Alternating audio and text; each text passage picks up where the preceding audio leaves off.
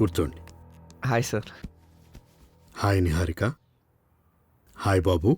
ఈసారి మీ అక్క బావ రాలేదా? చిన్న పనుండి బావ రాలేకపోయారు, అందుకే నేను తీసుకొచ్చాను. ప్రతి సంవత్సరం మీ అక్క బావ వాళ్ళ పెళ్లి రోజున మర్చిపోకుండా వచ్చి ఈ అనాథ పిల్లలకి 50,000 రూపాయలు సహాయం చేస్తుంటారు. లాస్ట్ టైం నేను మధుని కలిశాను. వాడికి ఆపరేషన్ చేస్తే అవడితనం పోయి నడుస్తాడని చెప్పారు. సో సబ్సిడీలో వాడికి ఆపరేషన్ చేసిన 50,000 అవుతుందన్నారు. సో 15,000 చెక్ తీసుకొచ్చా, రిమైనింగ్ అమౌంట్ తర్వాత ఇస్తాను. నిహారిక కూడా ట్యూషన్ చెప్పుకుంటూ పిల్లలకి చాలా సహాయం చేస్తుంది. మీరు చేసేది చాలా మంచి పని. అందుకు ఆ దేవుడు మిమ్మల్ని చల్లగా చూస్తాడు. అయ్యో, నేనేం సహాయం చేయట్లేదు సార్. నేను కూడా వాళ్ళలాగే పెరిగాను. ఆ బాధ ఏంటో నాకు తెలుసు. ఏదో చేయగలిగే సాయం చేస్తున్నానంతే. అంటాం సార్. మంచిదమ్మా. హలో, బిజినెస్ కోసం మనీ చూడరా అంటే నువ్వు చూడలేదా కదా?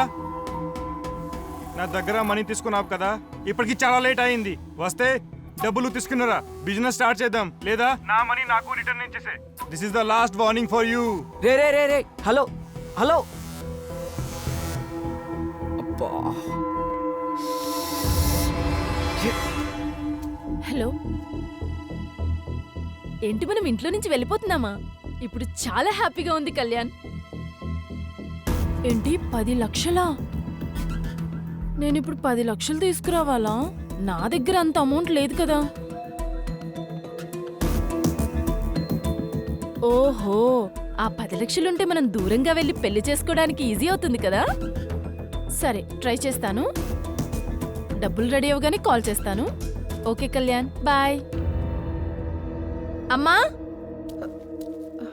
మమ్మీ పీకల మీదకి వచ్చింది. నాకు డబ్బులు అర్జెంటు.